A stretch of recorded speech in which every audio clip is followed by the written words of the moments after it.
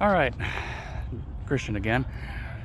Right now, I'm currently walking through the memorial walkway for the State Employees Credit Union, which is built around the battleship North Carolina and is dedicated to the armed forces of the United States.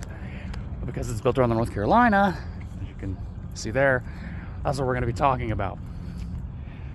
At the end of World War I, the United States, the UK, and a couple other countries basically decided they did not want Germany and several other countries to start building large battleships again. And so they implemented something called the Washington Naval Treaty, which essentially said from 1929 onwards, you're not allowed to build battleships, and any warships you can build have to be really restricted. Like, they can only be a certain size, they can only weigh a certain amount, and all these other restrictions. Those restrictions did not apply to aircraft carriers because those were so new and no one really took them seriously.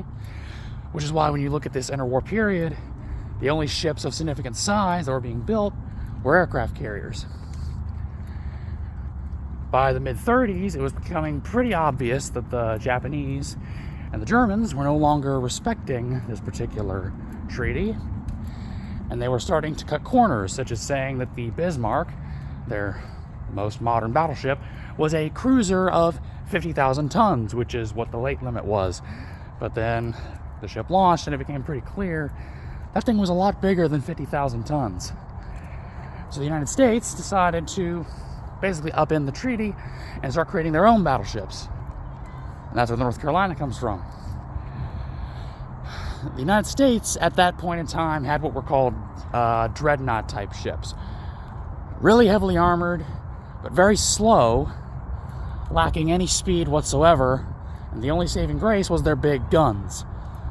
However, those were big guns by 1920 standards, and now they were going up against ships having 14, 15, and rumored 16-inch guns. So the United States, in 1937, decided to commission 2 ships to modernize the American battleship fleet, those being the North Carolina and her sister ship, Washington. It took 3 years, from 37 to 40, to build the ship and then get it launched, and then another year to finish building the ship, such as installing the main turrets and attaching the superstructure, which is, if you look at this, it's the really tall section in the midship where the bridge and all of that radar stuff is. So, yeah, a lot to cover. North Carolina gets launched in April 1941, ironically enough, a month before my grandfather was born. And then it went undergo sea trials for several months. Such sea trials as firing its artillery off the coast of New York City. And you could see these flashes of light because they were doing this at nighttime. You could see the barrel flash from the shoreline. And when the North Carolina would come back into port, thousands of New Yorkers would come out to watch the battleship come into harbor. And so it got the nickname Showboat.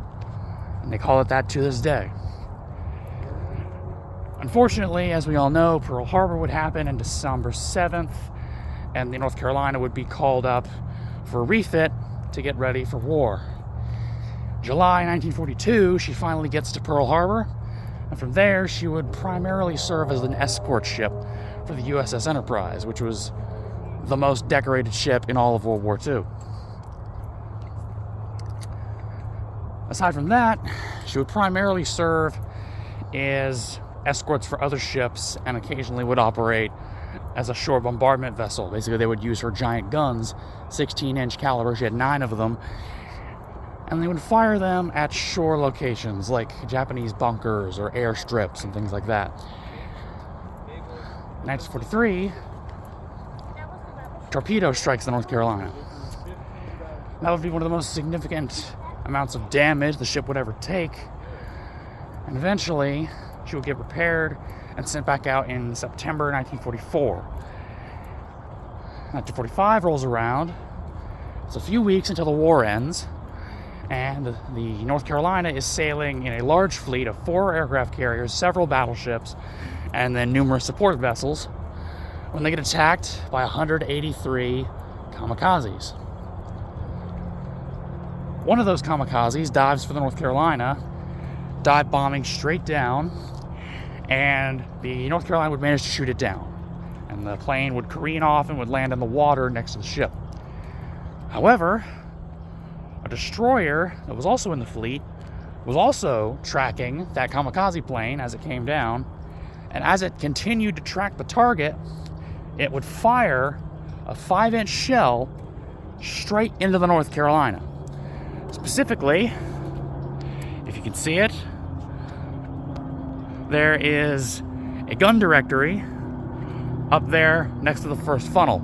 On the other side of the ship, it would get hit with a 5-inch shell, and 3 men would die instantly, and 44 would be severely wounded. The next day, there was a funeral held for the 3 men, and then business continued as usual. The war ends, and from 1945 to 1947, the North Carolina would serve as a training ship, teaching sailors how to operate ships of her size, her caliber, and all of her guns and all of her other weapon systems.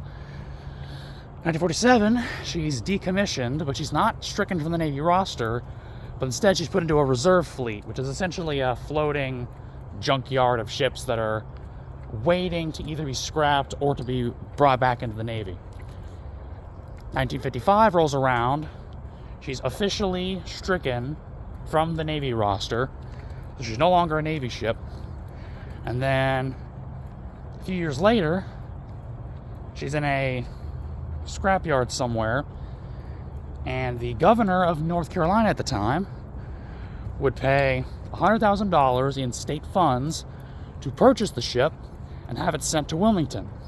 1962, she arrives in Wilmington and is refitted and becomes a museum ship, and she has been one to this day.